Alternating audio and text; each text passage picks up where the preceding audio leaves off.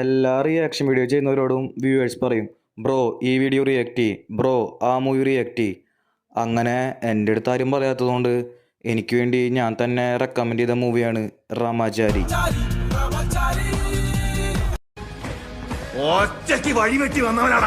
ഇതൊക്കെ ഞങ്ങളോട് പറഞ്ഞത് 2003 ഇറങ്ങിയ CID മൂസേനെ 10 വർഷത്തിന് ശേഷം റീമേക്ക് എടുത്ത് വെറുപ്പിച്ചു എന്ന് പറയാൻ പാടില്ല.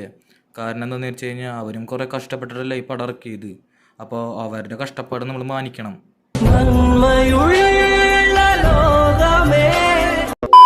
പടം തുടങ്ങണത് തന്നെ ഒരു കില്ലാടിനെ കാണിച്ചുകൊണ്ടാണ്. CID മൂസത്തെ വില്ലൻ്റെ റോളാണ് നമ്മുടെ ഇവിടുത്തെ കില്ലാടിക്ക്. അങ്ങനെ ജയിലിനുള്ളിൽ വെച്ച് കില്ലാടിന് ഒരു പ്രകടനം ഉണ്ട്. ആ പ്രകടനം കില്ലാടി നന്നായിട്ട് അഭിനയിച്ചിട്ടുണ്ട്. പക്ഷെ ഇതിന് നന്നായിട്ട് ഞാൻ അഭിനയിക്കാറുണ്ട്. അങ്ങനെ നമ്മുടെ കില്ലാടി വേറെ 3 കില്ലാടിമാരെ മന്ത്രിയെ കൊല്ലാനായിട്ട് വിടും. ഈ 3 കില്ലാടിമാരാണ് നമ്മുടെ CID മൂസത്തെ 3 വില്ലന്മാര്. അങ്ങനെ നമ്മുടെ 3 കില്ലാടിമാരും ഒരു ഓട്ടോയിൽ വന്നിറങ്ങും. എന്നിട്ടൊരു ഹോട്ടലിൽ ഒരു റൂം എടുത്തിട്ട് മന്ത്രിനെ കൊല്ലാനുള്ള തോക്കൊക്കെ സെറ്റ് ചെയ്തുകൊണ്ടിരിക്കാവും. ആ ടൈമിലായിരിക്കും അവിടേക്കൊരു റൂം ബോയ് വരെ ഇവന്മാർക്ക് വെള്ളം കൊണ്ടു കൊടുക്കാനായിട്ട്. ഈ കില്ലാടിമാർക്ക് കുറച്ച് വികൃതി കൂടുതലായതുകൊണ്ട് ആ റൂം ബോയിൻ്റെ മണ്ടക്കിട്ട് തന്നെ ആദ്യം ഇവന്മാർ വെടിവെക്കും.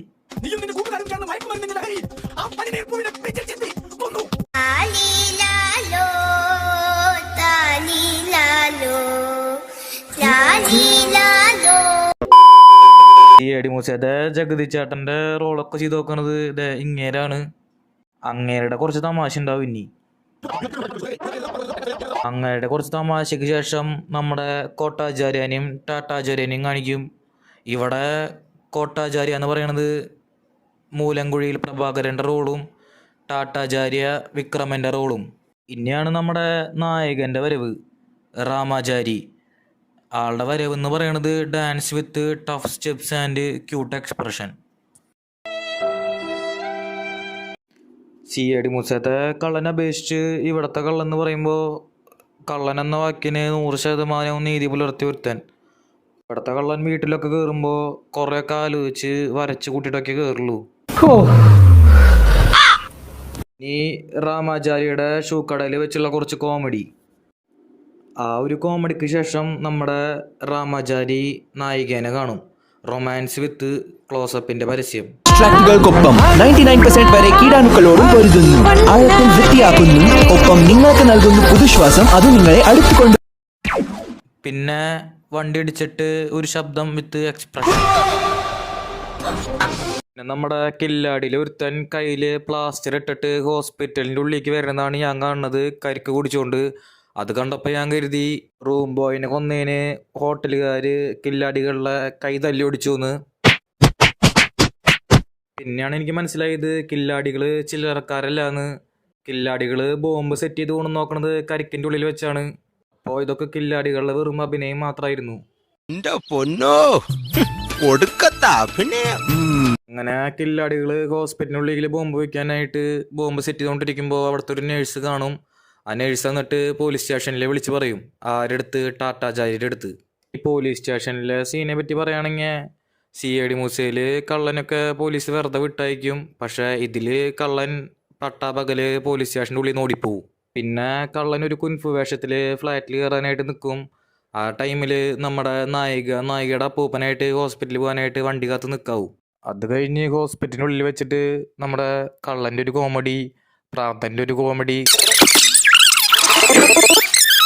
അങ്ങനെ നമ്മുടെ അർജുൻ ബോംബ് എടുത്തിട്ട് പുറത്തേക്ക് എടുത്തെറിഞ്ഞു. അങ്ങനെ ബോംബ് പൊട്ടി മന്ത്രി ചത്തില്ല. അങ്ങനെ മന്ത്രി ചത്തിട്ടില്ല എന്ന് കില്ലാടിയുടെ അടുത്ത് ഒരുത്തൻ പറയും. അത് കേട്ടതും നമ്മുടെ ജയിലിൽ എടുക്കണ കില്ലാടിയാണെങ്കിൽ ഈ പറഞ്ഞവൻ്റെ കഴുത്തിൽ കയറി പിടിക്കും. പിന്നെ നമ്മുടെ പോലീസിനെ കാണിക്കും വിത്ത് ക്രൂവൽ മൈൻഡ്. ഈ സീൻ കണ്ടതും ഞാൻ ഈ പടം നിർത്തി. എന്നിട്ട് ഈ പടത്തിൻ്റെ ഹാങ് ഓവർ മാറാൻ വേണ്ടിയിട്ട് ഞാൻ ഇൻസ്റ്റാഗ്രാം തുറന്നതും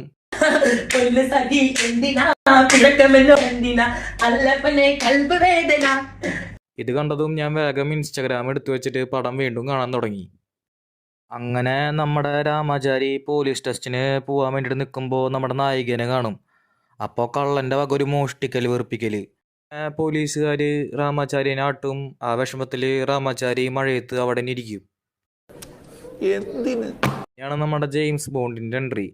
അപ്പൊ നിങ്ങൾ വിചാരിക്കും ജെയിംസ് ബോണ്ട് ഇങ്ങേരാന്ന്.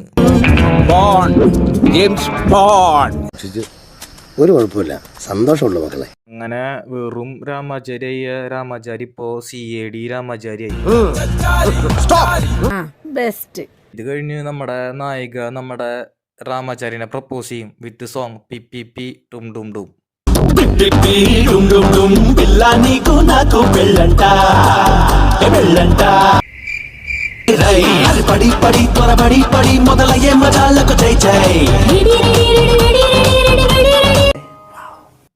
പിന്നെ വേറൊരു പാട്ടില് രാമാചാരിയുടെ തലയിൽ തീ കൊളുത്തുമ്പോ രാമാചാരിക്ക് എവിടെ നിന്നില്ലാത്തൊരു സന്തോഷം വരും. ഈ അടിമൂസയില് കല്ല് കൊണ്ടുവരുന്ന വില്ലന്മാരെ ഒരു ഓടിക്കുക. പക്ഷെ ഇതില്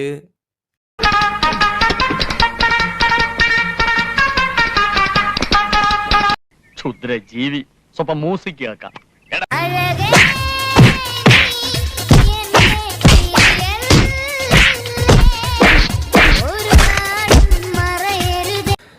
നീ മരണമാസാടാ.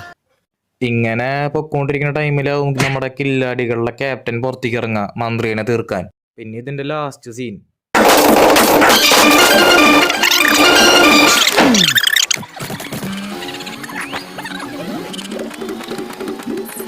അപ്പൊ ഞാൻ പൊട്ടനാ?